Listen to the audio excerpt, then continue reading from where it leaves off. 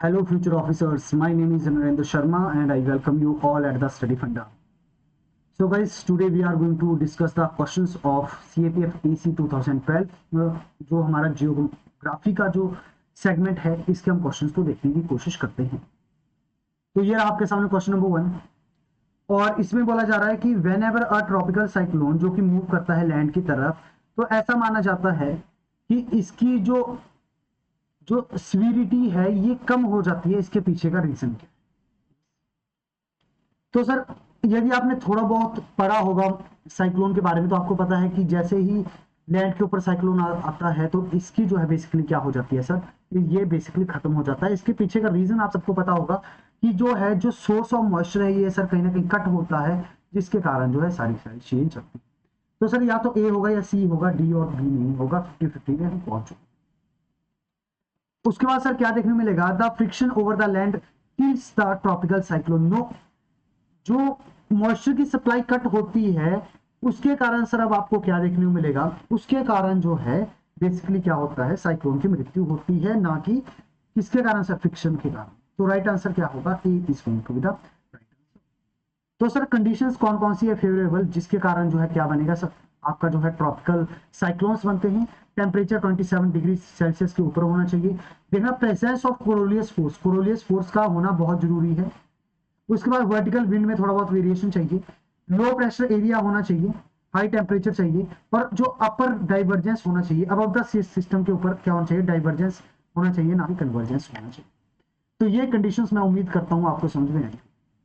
अब हम बात करते हैं match the following, match list 1 with list 2 and select the correct answer using the code given below the list. एक side आपको डेल्टा दिया हुआ है और दूसरी साइड सर आपको एग्जांपल दिए हुए हैं। जैसे कि एक्यूरेट डेल्टा आपको कहां पे देखने को मिलेगा, बर्ड फुट डेल्टा कहां पे देखने को मिलेगा, उसके बाद कुस्पेट डेल्टा और एस्ट्रिन डेल्टा। यदि आपको ये बिल्कुल अच्छे से पता हो तभी आप इसका राइट आंसर कर सकते हो, अदरवाइज आपके लिए काफी मुश्किल है। लेकिन सर आपने कहीं ना कहीं जरूर सुना होगा कि मिसिसिपी जो रिवर है ये बर्ड फुट डेल्टा के लिए जानी जाती है। yes? तो यदि आपको सिर्फ इतना पता है तब भी आप 50-50 तक पहुंच सकते हो। और जो है आपको क्या देखने को मिलेगा कि इसके हिसाब से जो है, तो सर अब हमें ये पता चल गया कि जो बर्ड फुट डेल्टा है ये मिसिसिपी में है। तो मेरा या तो ऑप्शन सी होगा या ऑप्शन डी होगा। अब हम बात करते हैं सर बाकी ऑप्शंस के बारे में। तो एस्ट्रीन, तो एस्ट्रीन जो डेल्टा है सर ये कहां पे है, ये देखने को मिलेगा आपको सेन रिवर में है। कहां पे सर, सेन रिवर में देखने को मिलेगा। तो फोर्थ का यहां पे देखने को मिलेगा, ये भी कटेगा। तो D is going to be the right answer. Minimum आपको 2 डेल्टा की नॉलेज है तब जाके राइट आंसर आपका हो सकता है। yes? तो सर ये देखने को मिलेगा। उसके बाद किस्पैट डेल्टा, ये तिब्बत डेल्टा को कहते हैं, और नाइल डेल्टा को जो है ये इसको जो है आर्कटिक डेल्टा कहते हैं। तो ये आपको देखने मिलेगा नाइल रिवर, यस। मैं ये जो है मेडिटेरियन सी में गिरती है, और मिसिसिपी रिवर। सर अगला बोला जा रहा है कि which one among the following is a dormant volcano, कि इनमें से कौन सा सर डोरमेंट वोल्केनो है। Option A mount Kilimanjaro, option B mount Stromboli, option C mount Etna and option D mount Mayon. तो सर यदि आपको पता है कि डोरमेंट वोल्केनो सर कौन से होंगे, ऐसे वोल्केनो जो कि बिल्कुल सर शांत बैठे हुए हैं लेकिन कभी भी इरप्ट हो सकते हैं, कभी भी इरप्ट हो सकते हैं, इनको डोरमेंट वोल्केनो कहा जाता है। यस। तो सर इसका जो राइट आंसर होगा ये सर क्या होगा, इसका जो राइट आंसर होगा यदि पता है तो माउंट किलिमंजारो देखने को मिलेगा। yes। तो सर यहाँ पे आपको क्या देखने मिलेगा, मायोन, जो ये कहाँ पे है सर, ये फिलीपींस के अंदर है। उसमें माउंट स्ट्रोम्बली और माउंट एटना कहाँ पे है, इटली के अंदर है। और जो है माउंट किलिमंजारो सर कहाँ पे है, केनिया के अंदर। केनिया नहीं, आई एम सॉरी, तंजानिया के अंदर। सर अब पूछा जा रहा है एस्ट्रॉइड बेल्ट के बारे में कि ये किस किस के बीच में होती है। काफी इजी क्वेश्चन है और आई थिंक हम इसको पढ़ भी चुके हैं अच्छे से। तो सर एस्ट्रॉइड बेल्ट किस किस के बीच में देखने को मिलेगी, सर यदि आपको ये पता है एस्ट्रॉइड बेल्ट से पहले 4 प्लेनेट आएंगे और उसके बाद 4 प्लेनेट आएंगे तो आप इजीली आंसर तक पहुंच सकते। तो सर सबसे पहले क्या आएगा, mercury, Venus, earth and Mars. तो सर मतलब मार्स तो होना ही चाहिए, तो मार्स यहाँ पे है और यहाँ पे है, तो बस तो ये कट गई। उसके बाद सर क्या आएगा, जुपिटर, यस। जुपिटर के बाद सर क्या आएगा आपका, सैटर्न। सैटर्न के बाद क्या आएगा, यूरेनस। यूरेनस के बाद क्या आएगा, नेपच्यून। यस। तो सर इन दोनों के बीच में आपको देखने मिलेगी, मतलब क्या A is going to be the right answer. Easy question था ये। और सर यदि मैं बात करूं किसके बारे में, ये जो 4 प्लेनेट है जो एस्ट्रॉइड बेल्ट से पहले पहले हैं, इनको क्या कहा जाता है सर, इनको जो है टेरेस्ट्रियल प्लैनेट कहा जाता है। क्या कहा जाता है, टेरेस्ट्रियल प्लैनेट कहा जाता है। और ये जो बाद वाले हैं इसको क्या कहा जाता है, जोवियन प्लैनेट कहा जाता है। क्या कहा जाता है, जोवियन प्लैनेट कहा जाता है। यदि सर मैं बात करूं टेरेस्ट्रियल प्लैनेट और जोवियन प्लैनेट के बीच में डिफरेंस क्या है, कि टेरेस्ट्रियल प्लैनेट के पास सर क्या होगा, एक ट्रू सरफेस होगा, एक हार्ड सरफेस होगा, वहीं पे जोवियन प्लैनेट जो है गैसी से बने होते हैं। अब इन प्लैनेट को सर इनर प्लैनेट भी कहा जाता है, जोवियन प्लैनेट को इनर प्लैनेट भी कहा जाता है। और यदि मैं बात करूं सर सॉरी टेरेस्ट्रियल प्लैनेट को जो है इनर प्लैनेट भी कहा जाता है।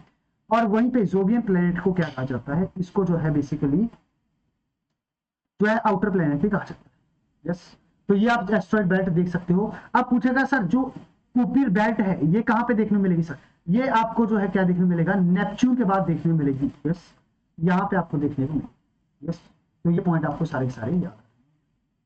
Now moving to the next question. Next question में बोला जा रहा है कंसीडर द फॉलोइंग स्टेटमेंट। जो क्रीपर्स होते हैं, जो creepers basically they are the climbers are commonly found in the tropical rain forest.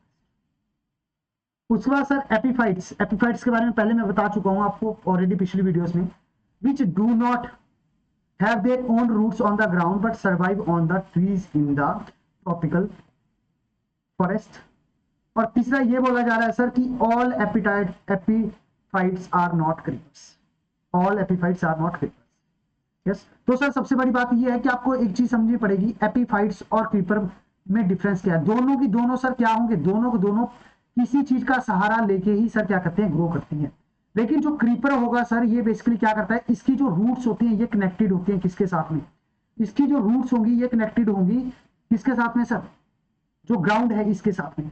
लेकिन सर एपीफाइट्स जो है बेसिकली ये सर क्या होते हैं, ये बेसिकली ये स्टार्ट ही पेड़ों से होते हैं और पेड़ों के ऊपर ही जो है ये अपना जीवन यापन करते हैं और ऊपर की तरफ ग्रो करते हैं। जो भी इनको इंपॉर्टेंट मिनरल चाहिए होते हैं ये पेड़ों से ही लेते हैं। तो पहली स्टेटमेंट बिल्कुल सही है सर, जो क्रीपर्स और क्लिम्बर्स हैं ये सर कहां पे मिलते हैं, ट्रॉपिकल रेन फॉरेस्ट में ही मिलते हैं, क्योंकि एपीफाइट्स और क्रीपर यही मिलेंगे। तो यदि ये सही है तो बी और बी में से कोई एक होना चाहिए। सेकंड वाली स्टेटमेंट सही है। थर्ड वाली all epiphytes are not creepers. Yes, तो सर कुछ एपीफाइट्स जो हैं ये बेसिकली क्या होते हैं, ये स्टार्ट होते हैं ग्राउंड से, इनकी रूट्स ग्राउंड से स्टार्ट होती है, और कुछ एपीफाइट्स की रूट्स जो हैं वो पेड़ों से ही स्टार्ट होती है। लेकिन क्रीपर जो है ये सारे के सारे क्रीपर स्टार्ट, इनकी जो रूट्स होती हैं ये ग्राउंड में होती है। This is the reason all epiphytes are not creepers. So A is going to be the right answer, A is going to be the right answer. अगला क्वेश्चन काफी इजी क्वेश्चन सर आपको देखने को मिलेगा, और इसमें पूछा जा रहा है कि which one among the following is not a greenhouse gas। इनमें से कौन सी ग्रीन हाउस गैस नहीं है। यदि मैं ऑप्शंस की बात करूं तो ऑप्शन में आपको क्या देखने मिलेगा सर, हाँ? यदि मैं ऑप्शंस की बात करूं तो ऑप्शन में आपको देखने मिलेगा methane, ozone, chlorofluorocarbon and sulphur. और ओजोन का तो पता होगा सर, और जो है क्लोरोफ्लोरोकार्बन का आपको पता होगा, मीथेन का भी आपको पता ही होगा, काफी इजी क्वेश्चन था, डी होगा सल्फर डाइऑक्साइड। क्या होगा, डी सल्फर डाइऑक्साइड हमारा जो है राइट आंसर होगा। तो ग्रीन हाउस इफेक्ट आपको पता ही होगा, बेसिकली सनलाइट आती है, आ रही है बढ़िया, उसके बाद ये धरती पे हिट करेगी, और सर धरती के हिट करने के बाद जो है धरती भी क्या करती है, वापस से इनको वापस भेजने की कोशिश करती है। लेकिन CO2, methane, water vapour, ozone, ये सारी की सारी गैसेस क्या करती है, ट्रैप कर लेती है इस हीट को और बाहर नहीं जाने भी देती। इसके कारण जो है क्या होता है, टेम्परेचर इंक्रीज होता है। Now moving to the next easy question है, हरिकेन्स के बारे में फिर से बात की जा रही है। हरिकेन्स मतलब साइक्लोन के बारे में बात की जा रही है। इसे बहुत रेयरली होगा कि आपको जो है 5 डिग्री ऑफ द इक्वेटर पे देखने को मिलेगा। इसके पीछे का रीजन क्या है ये आपसे पूछा जा रहा है। यस, कि सर बहुत रेयर है कि ये सर कहां पे देखने को मिलेगा कि 5 डिग्री या फिर इक्वेटर पे देखने को मिलेगा। इसके पीछे का रीजन क्या है सर, जब भी मैं कम से कम 5 से 10 बार आपको बता चुका हूं कि कंडीशंस क्या है साइक्लोन को डेवलप करने, और उसके लिए सर क्या होना चाहिए, स्ट्रॉन्ग कोरियोलिस फोर्स होनी चाहिए।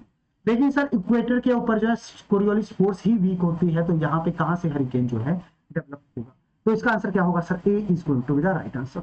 यस, तो सर क्या होना चाहिए, कोरियोलिस फोर्स होना चाहिए 27 डिग्री आपको पता है। उसके बाद जो है small variation in vertical wind speed, उसके बाद जो है लो प्रेशर एरिया और अपर डाइवर्जेंस। ये 5 पॉइंट आपको हमेशा जो है क्या करने हैं। Moving to the next question, इसमें बोला जा रहा है as per the bureau of Indian standards the domestic water demand in India in LPCD litre per capita per day कितनी है। तो इसका यदि आपको राइट आंसर पता है तो सही है, यदि नहीं पता तब भी कोई दिक्कत की बात नहीं है। बहुत रेयर होगा कि फिर से ये पूछा जाएगा, लेकिन इसका जो राइट आंसर होगा it is going to be 135। Yes sir, current के बारे में बात की जा रही है। कोल्ड करंट पूछा गया है अटलांटिक ओशन में कौन सा है। पूछा क्या गया है सर कि अटलांटिक ओशन के अंदर कोल्ड करंट कौन सा है? सर आपके ऑप्शन है, option A Gulf Stream, option B Benguela current, option C Peru current and option D Brazil current.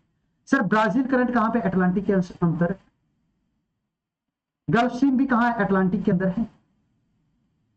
Benguela current भी सर कहां पे? अटलांटिक के अंदर है। लेकिन पेरू करंट सर कहां पे? पैसिफिक के अंदर है। तो इसका जो राइट आंसर होगा सर, हाँ, अब सी राइट आंसर नहीं हो सकता। बेंगुएला एक कोल्ड करंट है, ये नहीं हो सकता। यस, अब सॉरी, बेंगुएला एक कोल्ड करंट है, ये जो है क्या होगा सर? राइट आंसर होगा गल्फ स्ट्रीम। क्या है सर?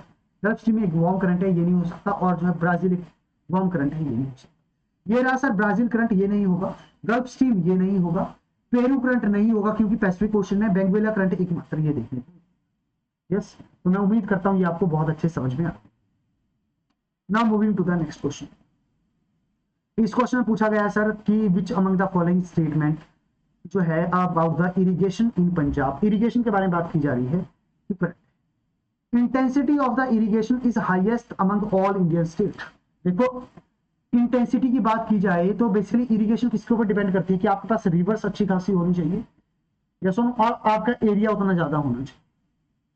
तो यदि मैं पंजाब और यूपी का कंपेयर करूं सर, तो आपको क्या देखने को मिलेगा? यदि मैं पंजाब और यूपी का बात करें तो क्या पंजाब में ज्यादा रिवर है या यूपी में ज्यादा रिवर? सर यूपी के अंदर ज्यादा रिवर है। एरिया कहाँ का ज्यादा है सर?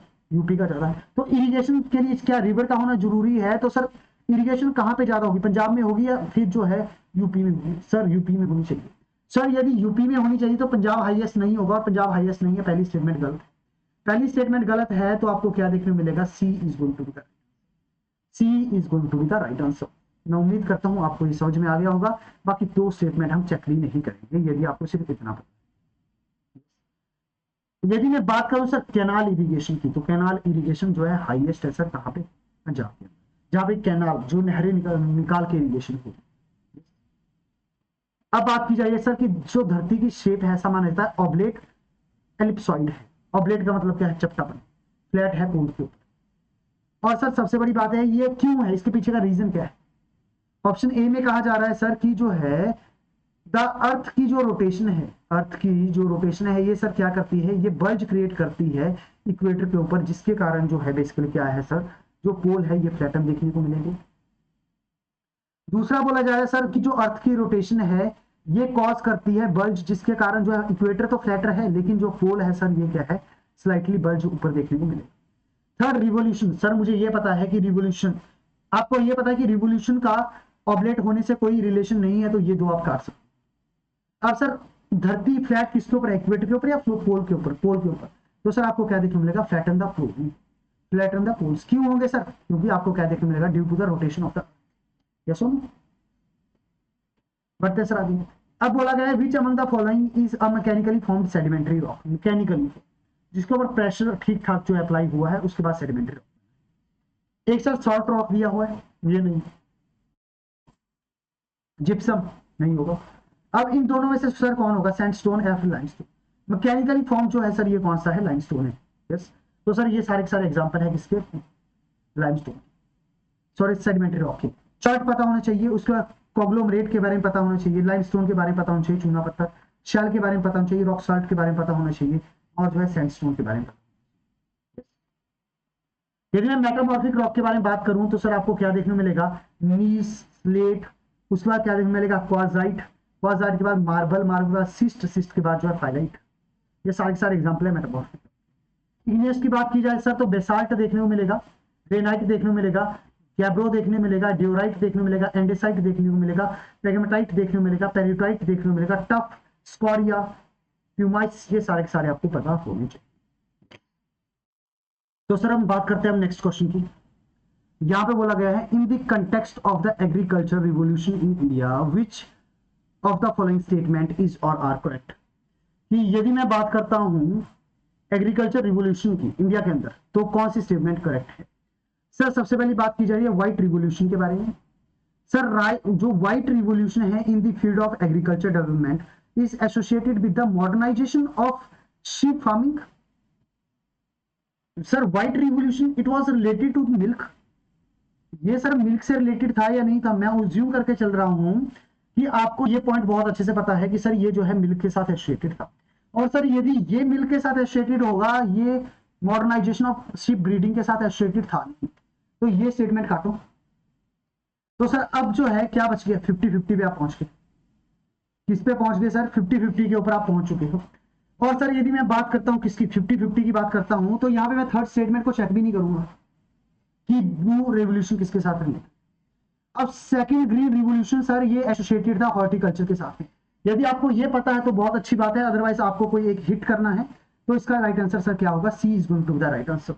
यस, तो ये सर सेकंड जो हमारा क्या था, ग्रीन रिवोल्यूशन था, उसके बारे में बात की जा रही थी। ये मेनली सर आपको क्या देखने में मिलेगा, ये देखो फर्स्ट जो ग्रीन रिवोल्यूशन था ये आया था पंजाब में और तमिलनाडु वाले रीजन के अंदर, लेकिन सेकंड जो है ये यहाँ पे देखने को मिलेगा, सेंट्रल इंडिया और वेस्टर्न इंडिया में देखने को मिलेगा। यस, तो सर यहाँ पे सेकंड जो ग्रीन रिवोल्यूशन था इसमें हॉर्टिकल्चर के ऊपर फोकस किया गया था, फिशरीज के ऊपर फोकस किया गया था, जीरो बजट फार्मिंग के ऊपर फोकस किया गया था। यस, तो ये पॉइंट आपको याद रखना है। ये सारे सारे रिवोल्यूशन है। सर पूछेगा कि ब्लैक रिवोल्यूशन किसके साथ एसोसिएटेड है, पेट्रोलियम एंड प्रोडक्शन के साथ में, blue revolution fish production, brown revolution leather and cocoa, उसके बाद सर गोल्डन फाइबर ये जूट के साथ में है, सिल्वर फाइबर कॉटन के साथ में है, गोल्डन रिवोल्यूशन हॉर्टिकल्चर के साथ में और हनी और फ्रूट प्रोडक्शन के साथ में, सिल्वर एग के साथ में, सिल्वर को सिल्वर फाइबर के साथ कंफ्यूज नहीं करोगे, गोल्ड को गोल्डन फाइबर के साथ कंफ्यूज नहीं करोगे। सो सर सिल्वर रिवोल्यूशन ये एग प्रोडक्शन के साथ में है, ग्रीन रिवोल्यूशन फूड ग्रेन के साथ में है, ग्रे रिवोल्यूशन सर ये फर्टिलाइजर के साथ है, रेड रिवोल्यूशन सर मीट और टोमेटो प्रोडक्शन के साथ में है, yellow revolution sir oil seeds के साथ में है, white revolution sir dairy milk production के साथ में है, और ब्राउन रिवोल्यूशन सर बेसिकली ये पोटैटो के साथ में है। तो ये सारे सारे आपको याद रखने हैं, यदि यहां से क्वेश्चन रिपीट होता है तो आप इजीली यहां से टैकल कर सकते हैं। Now moving to the next question, यहां पे बात की जा रही है सर कि बायोडाइवर्सिटी हॉटस्पॉट के बारे में। Which one among the following statement is not correct, eastern Himalaya and western Himalaya, eastern Himalaya and western Himalayas are the two biodiversity hotspots in India. Eastern Himalaya and western Himalaya sir basically they are the two biodiversity hotspot in India. Yes, तो sir इसमें यह बोला जा रहा है कि central American lowland highland forest are identified as the biodiversity hotspot. Biodiversity hotspot sir वो होंगे जहां पे अच्छी खासी बायोडाइवर्सिटी है और वो खतरे पे है। Biodiversity hotspots are mostly confined in the tropical and sub tropical region of the world. South East Asia island are not rich in biodiversity. अब ये वाली स्टेटमेंट को पढ़ो आप, सिर्फ इन तीनों को रहने दो। बोला क्या गया, नॉट, कि सर ऐसा हो सकता है साउथ ईस्ट एशिया, कभी आपने जो है फिजिकल मैप देखा होगा तो ऐसा नहीं होगा आपको ब्राउन दिखेगा, वहां पे ग्रीनरी दिख रही है, ग्रीनरी दिख रही है तो अच्छी खासी बायोडाइवर्सिटी होगी या नहीं होगी, बिल्कुल होगी। तो सर ये वाली स्टेटमेंट ही गलत होगी, तो राइट आंसर भी ये। यस, तो सर ये आपको क्या देखने मिलेंगे, बायोडाइवर्सिटी हॉटस्पॉट देखने को मिलेंगे। तो सर यहाँ पे आप देख सकते हो ये सारे के सारे आप जो है पॉज करके पढ़ सकते हो, लेकिन आपके लिए इंपॉर्टेंट ये है इंडिया में टोटल 4 बायोडाइवर्सिटी हॉटस्पॉट है। एक वेस्टर्न घाट है, एक ईस्टर्न हिमालय है, स्कंडलैंड है, ये अंडमान एंड निकोबार के पास है।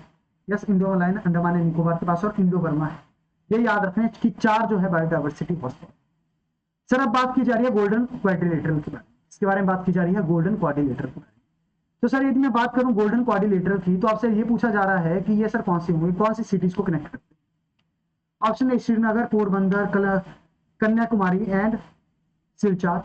ऑप्शन बी में है दिल्ली, मुंबई, चेन्नई, कोलकाता। ऑप्शन सी में है दिल्ली, मुंबई, कन्याकुमारी एंड कोलकाता।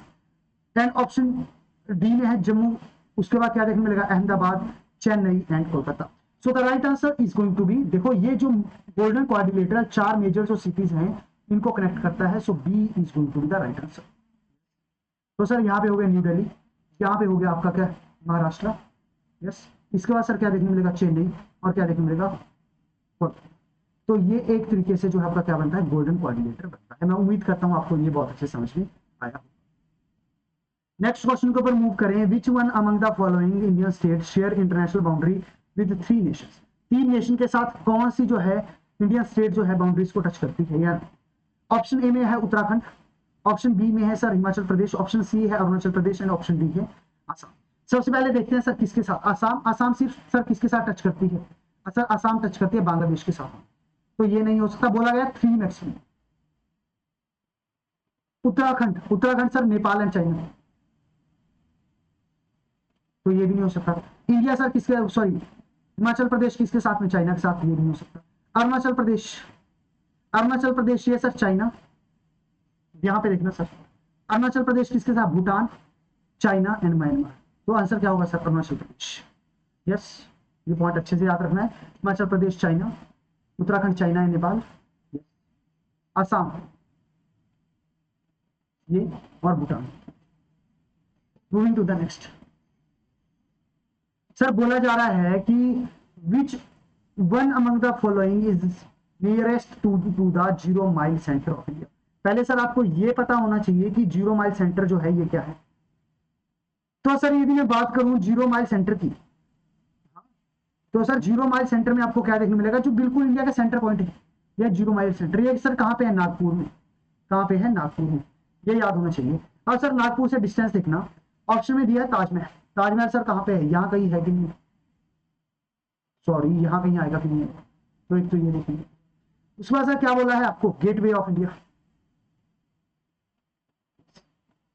उसके बाद बोला जा रहा है सर क्या है, विक्टोरिया मेमोरियल। उसके बाद बोला जा रहा है सर चार मीनार। पूछा जा रहा है नियरेस्ट कौन है सर, नियरेस्ट, तो आंसर क्या होगा सर, बी, चार मीनार। क्या होगा sir, B is going to be the right answer. Moving to the next question. Which one among the following Indian states share boundaries with the largest number of states? तो I think ये पहले भी इस question हम कर चुके हैं, तो इसका राइट आंसर सर क्या होगा, छत्तीसगढ़। क्या होगा, छत्तीसगढ़। ये पहले भी रिपीट हुआ है क्वेश्चन, रिपीट हुआ था ये क्वेश्चन सेम। बाकी सर मैं बात करूं Madhya Pradesh 5, Maharashtra 5, sorry Chhattisgarh 6, I am sorry Chhattisgarh 6, लेकिन सबसे आगे क्या होगा, असम 7। देखो 1 2 3 4 5 6 एंड 7। तो राइट आंसर सर क्या होगा, असम। बढ़ते हैं सर नेक्स्ट क्वेश्चन पे। विच one among the following statement is not correct. गलत कौन सी है, नॉट पूछा जा रहा है। सर सिंपल सी बात ये है, आपको जो है the plane of separation between the crust and the mantle known as Moho discontinuity. Crust और मेंटल के बीच में मोहो डिसकंटिन्यूटी है, देखते हैं। The mantle contain more than 2/3 of the total material of the mass of the 66% mantle में ही है, देखते हैं। The mantle is compose the heaviest material in the earth, देखते हैं। Inner core of the earth is solid state, बिल्कुल सही बात है, इनर सर सॉलिड स्टेट में है। अब हैवीएस्ट मैटर की बात करें सर, जैसे जैसे हम नीचे की तरफ जाएंगे वैसे वैसे डेंसिटी ज्यादा होती है कि नहीं होती है। सर सबसे पहले क्या आता है, सबसे पहले आता है क्रस्ट, क्रस्ट के बाद क्या सर, क्या आता है, मेंटल, और सर मेंटल के बाद क्या आता है, कोर। क्या आता है, कोर। तो सर सबसे बड़ी बात है, तो सबसे हैवीएस्ट क्या होना चाहिए, कोर होना चाहिए कि नहीं होना चाहिए। यहाँ पे क्या बोला जा रहा है, मेंटल है, तो ये स्टेटमेंट रॉन्ग है। तो C is going to be the right answer, C is going to be the right answer. Yes, तो सर क्या देखने मिलेगा आपको, कॉनराड डिसकंटिन्यूटी, ये क्रस्ट को दो हिस्सों में तोड़ती है। मोह डिसकंटिन्यूटी ये क्रस्ट और मेंटल के बीच में है। रेपिटी ये अपर मेंटल और लोअर मेंटल के बीच में है। गुटेनबर्ग सर ये किसके बीच में है, ये बेसिकली लोअर मेंटल और आउटर कोर के बीच में, और लेहमन दोनों के बीच में, इन इसके आउटर कोर है, इनर कोर के। मैं उम्मीद करता हूं आपको ये लेक्चर पसंद आया होगा। इसी के साथ जो है इस वीडियो को मैं यही एंड करता हूं। Thank you so much.